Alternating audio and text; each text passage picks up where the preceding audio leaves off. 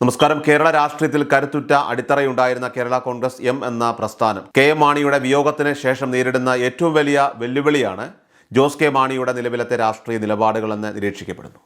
പിതാവിൻ്റെ രാഷ്ട്രീയ പാരമ്പര്യം ഉയർത്തിപ്പിടിക്കുമ്പോഴും ഇടതുമുന്നണിയിലെ പ്രമുഖ ഘടകകക്ഷിയായിട്ടുള്ള ജോസ് വിഭാഗം ഇന്ന് വലിയൊരു രാഷ്ട്രീയ അനിശ്ചിതത്വത്തിൻ്റെ നിഴലിലാണ്.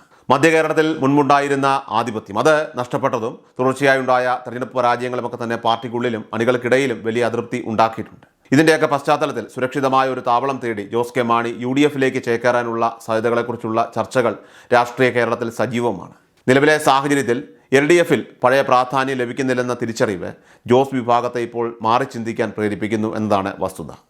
ഇടതുമുന്നണിയിൽ തുടരുമ്പോഴും UDFിലെ ജോസഫ് വിഭാഗത്തെ LDFിലേക്ക് ക്ഷണിച്ച ജോസ് കെ മാണി നടത്തിയ നീക്കം അത് കൃത്യമായ ഒരു രാഷ്ട്രീയ തന്ത്രമായിരുന്നുവെന്ന് വിലയിരുത്തപ്പെടുന്നുണ്ട്.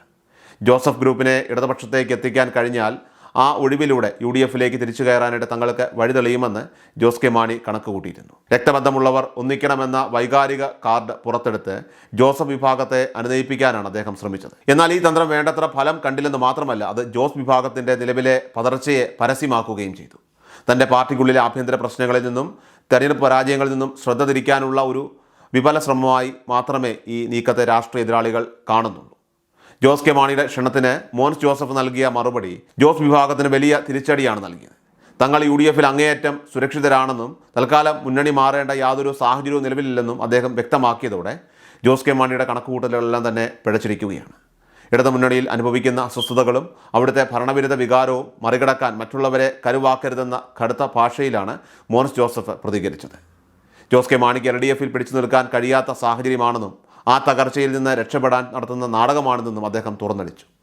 ഈ പ്രസ്താവനയിലൂടെ മുന്നണി മാറ്റത്തിന് തയ്യാറല്ലെന്ന് ഉറപ്പിച്ചു പറഞ്ഞ ജോസഫ് വിഭാഗം UDF രാഷ്ട്രീയത്തിൽ തങ്ങളുടെ സ്വാധീനം വ്യക്തമാക്കുകയും ചെയ്തു. മധ്യകേരളത്തിലെ കോട്ടകളിൽ നേരിട്ട തിരിച്ചടിയാണ് ജോസ് കെ മാണിയെയും അണികളെയും വല്ലാതെ അലട്ടുന്നത്. പാർലമെൻറ്റ് തെരഞ്ഞെടുപ്പിലും തദ്ദേശ തെരഞ്ഞെടുപ്പിലുമൊക്കെ തന്നെ LDFിന് സംഭവിച്ച കനത്ത പരാജയം ജോസ് വിഭാഗത്തിൻ്റെ രാഷ്ട്രീയ നിലനിൽപ്പിന് തന്നെ ഭീഷണിയായി മാറിയിട്ടുണ്ട്. ഭരണം ലഭിക്കാൻ സാധ്യതയില്ലെന്ന് ഉറപ്പുള്ള ഒരു മുന്നണിയിൽ തുടരുന്നത് ഭാവിയിൽ പാർട്ടിയുടെ അടിത്തറ തന്നെ തകർക്കുമെന്ന് ജോസ് കെ മാണിയും അണികളും ഭയപ്പെടുന്നു. എത്രയും വേഗത്തിൽ UDFിലേക്ക് മടങ്ങിപ്പോകണമെന്ന ആവശ്യം പാർട്ടിക്കുള്ളിൽ ഇപ്പോൾ ശക്തമാണ്. എന്നാൽ അവിടെ ജോസഫ് ഗ്രൂപ്പ് നിലയുറപ്പിച്ചിരിക്കുന്നത് ജോസ് കെ മാണിക്ക് വലിയ തടസ്സമായി മാറുന്നുണ്ട്. ഇതിനെ മറികടക്കാനാണ് ജോസഫിനെ LDFിലേക്ക് തള്ളിവിടാനുള്ള നീക്കം അദ്ദേഹം നടത്തിയത് തന്നെ. പക്ഷേ അത് തിരിച്ചടിയാവുകയായിരുന്നു. UDFിലെ സീറ്റ് വിഭജനവുമായി ബന്ധപ്പെട്ട ജോസഫ് വിഭാഗം കോൺഗ്രസുമായി ചെറിയ തർക്കങ്ങളിൽ ഏർപ്പെട്ടിരിക്കുന്ന സമയമാണിത്. 10 സീറ്റുകൾ എന്ന ഉറച്ച ആവശ്യവുമായിട്ട് ജോസഫ് ഗ്രൂപ്പ് നിൽക്കുമ്പോൾ അത് തങ്ങളെ അനുകൂലമായി ബാധിക്കുമെന്ന് ജോസ് കെ മാണി പ്രതീക്ഷിച്ചിരുന്നു.